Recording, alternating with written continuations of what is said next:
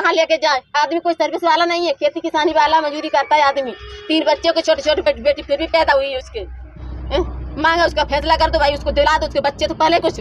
क्या लगता है कि यहाँ जो डॉक्टर जो यहाँ स्टाफ लाइन लापरवाही दी है? लापरवाही दी है भाई, हमारा फाड़ दिया नहीं तो जैसे दीप किरण ने मना कर दी थी, ये भी मना कर देते, हम बाहर अंत ले जाते, कुछ भी करते, मान लो जहाँ हमारा मन तहाँ ले जाते, कुछ भी करते। जब तुमने फाड़ चीज उसको सिल दिया तब कहीं अब ले जाइए, तुम ऐसा कहीं होता है? क्या तुमने किया था तुम उसको निभाते तुम फिर उसको बताओ, उस दिन निभाया भी नहीं तुमने, तुरंत आज तुम दुकान भी छोड़ के भाग गए जब फैसला होने का है। न्यू सिद्धि हॉस्पिटल में डॉक्टर की लापरवाही के चलते मरीज की मौत, परिजनों ने लगाया आरोप।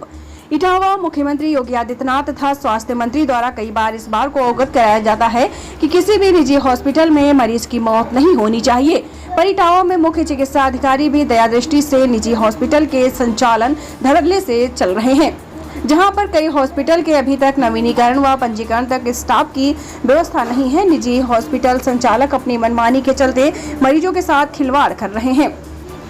जब भी इस मामले में मुख्य चिकित्सा अधिकारी से बात करूं तो वह जांच का हवाला देकर पल्ला झाड़ लेते हैं।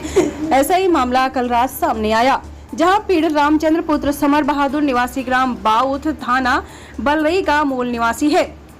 उसके द्वारा अपनी पत्नी भूरी देवी को प्रसव पीड़ा के दौरान एडमिट कराया गया तथा ज्ञात कराते चले कि महिला पहले 2 बच्चों ऑपरेशन द्वारा जन्म दे चुकी थी, तो तीसरा बच्चे का घर पर प्रसव पीड़ा होने पर गांव की आशा अर्चना द्वारा उसे ITI चौराहे पर सिद्धि हॉस्पिटल में 30/6/2023 दिन में 3:30 पर आसपास हॉस्पिटल में लाकर एडमिट किया गया, जहां पर हॉस्पिटल में बैठे डॉक्टर लालू यादव व उनकी पत्नी बबली द्वारा उनको मरीज का चेकअप किया गया और भूरी देवी को भर्ती कर लिया गया। अगले दिन 1 जुलाई की रात में आपको बता दें लगभग 11 बजे के आसपास डॉक्टर लालू यादव तथा उनकी पत्नी व उनका भाई आशीष यादव तथा स्टाफ द्वारा मरीज का ऑपरेशन किया गया।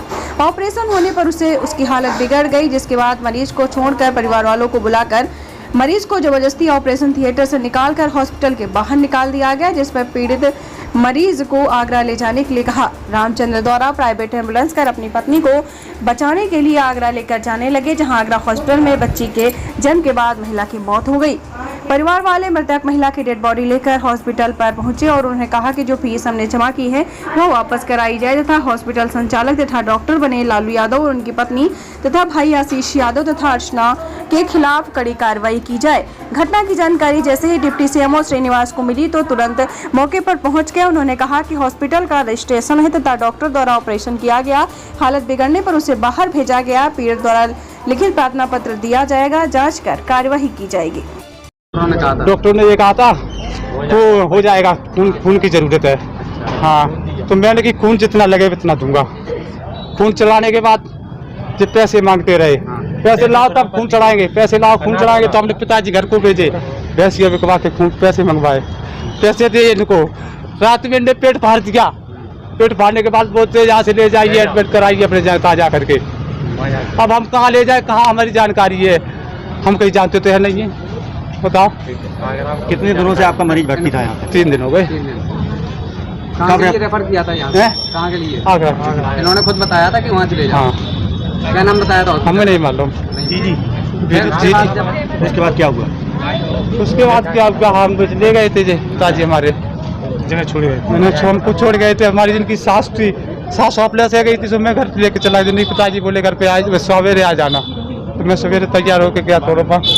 तो फिर क्या हुआ वहाँ से? कितने रुपए लिए थे ऑपरेशन के नाम? कहाँ ऑपरेशन के यहाँ कितने रुपए लिए? यहाँ 80,000 मांगे, 80,000 रुपये मांगे। हाँ, मैं आता जमा कर दिया था, जमा कर दिया था। रुपए जमा कर दिया। और जैसा मेरी अभी बात हुई है, डॉक्टर अनूप शर्मा यहाँ जो है पार्ट टाइम सर्जरी करते हैं, तो उनके द्वारा ही ऑपरेशन किया गया जैसा बताया गया है। आपको संज्ञान में है डॉक्टर कौन आए थे यहाँ सर्जरी करने के लिए? नहीं पता आपको? डॉक्टर अनूप शर्मा आए थे सर्जरी करने के लिए यहाँ, और उनके द्वारा सर्जरी की गई थी। आपको इनके लेने पर जो है आगे कार्रवाई की जाएगी और पूरा इनका डॉक्यूमेंट देखा जाएगा। रजिस्टर्ड हैं ये, इसमें कोई दौरा नहीं है।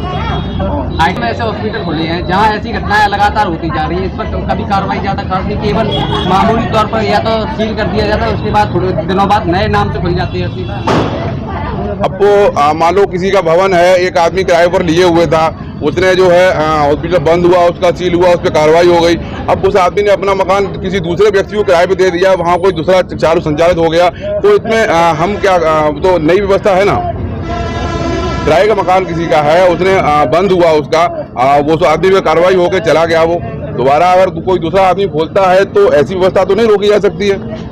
नहीं तो स्वास्थ्य विभाग द्वारा अभियान चलाया जाए ना, चेक किया जाए अस्पतालों बिल्कुल को। बिल्कुल अभियान चलाने की तैयारी हो चुकी है। अभी थोड़ा सा व्यवस्था थी, संचारी की तैयारी में थे और उसकी तैयारी हो गई है। जो लोग अपंजीकृत की शिकायतें भी हैं 2-4 की आई हैं, उनके लिए पूरा तैयारी कर ली गई है और जो है मंगलवार से इसकी तैयारी काम हो जाएगा। अभी तब ऐसी जांचें चेकिंग जब करता है जब ऐसी घटनाएं सामने आती है, उससे पहले नहीं, अभी तक जो है आपका जो हॉस्पिटल थे इनके नवीनीकरण का कार्य चल रहा था, ठीक है।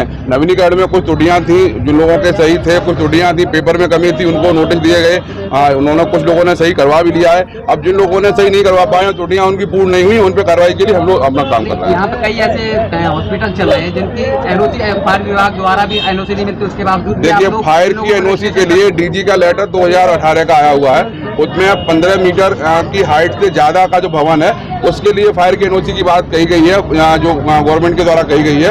उसके मानक, उस लेटर के आधार पर शासन के निर्देशानुसार ही हम काम करेंगे ना। फायर की एनओसी के लिए जो उनको मानक हैं, उस मानक से वहाँ से मिलती है, उसके आधार पर हम लोग करते हैं। तमाम यहाँ पे ऐसे हॉस्पिटल भी हैं जहाँ ऑक्सीजन की कोई व्यवस्था नहीं है। नॉर्मली जो ऑपरेशन करते हैं ना, ऑपरेशन थिएटर है, नॉर्मली एक कमरा सा बना हुआ है ऑपरेशन थिएटरों के नाम पर, वही चीरफाड़ करके। अब देखिए, उसके लिए तो ये हम आप नहीं कह सकते हैं कि मेडिकल कॉलेज कोई खोल लेगा। उसकी व्यवस्था है हॉस्पिटल खोलने की, वो छोटा खोल रहा है, कोई बड़ा खोल रहा है। किसी की 100 बेड की कैपेसिटी है, वो 100 बेड का बनाना चाह रहा है, कोई 5 बेड का बना रहा है। तो वो तो उसकी क्षमता पर डिपेंड कर रहा है कि वो कितना बड़ा हॉस्पिटल पर डाल रहा है। किस प्रकार से आप इन लोगों की जांच करते हैं, जिनको हॉस्पिटल का लाइसेंस के लिए वो अपने मानक देते हैं कि हम 5 बेड का हॉस्पिटल खोल रहे हैं, हमारे पास ये जगह है, ये डॉक्टर हैं, उनके डॉक्टर के पेपर, और डॉक्टर को ऑन स्पॉट हम लोग बुला के देखते हैं। उसके बाद हम रजिस्टर करते हैं, उनके साथ फोटो होती है हमारी, और सारी डॉक्यूमेंटेशन जो होनी चाहिए वो पूरी होती है। उसके बाद ही उनको हम जो सर्टिफिकेट देते हैं। क्या कभी आपने देखा है जिन डॉक्टरों के नाम से ये हॉस्पिटल रजिस्टर्ड करा दिए जाते हैं, क्या वो हॉस्पिटलों में वो डॉक्टर पाए जाते हैं? हम निरीक्षण में तो मैक्सिमम हमने देखा है कि जो हम जहाँ गए हैं वहाँ तो मिले, हमें जहाँ नहीं मिले उन पर हमने कार्रवाई की है। इनके खिलाफ कार्रवाई की जाएगी, ये लिख के देंगे, उसके आधार पर जांच होगी, इनकी कार्रवाई की जाएगी। सील होना होगा सील होगी, एफआईआर करनी होगी एफआईआर होगी। जो कार्रवाई इनकी व्यवस्था शिकायत के आधार पर जो बनना होगा वो नियमानुसार पूरा किया जाएगा।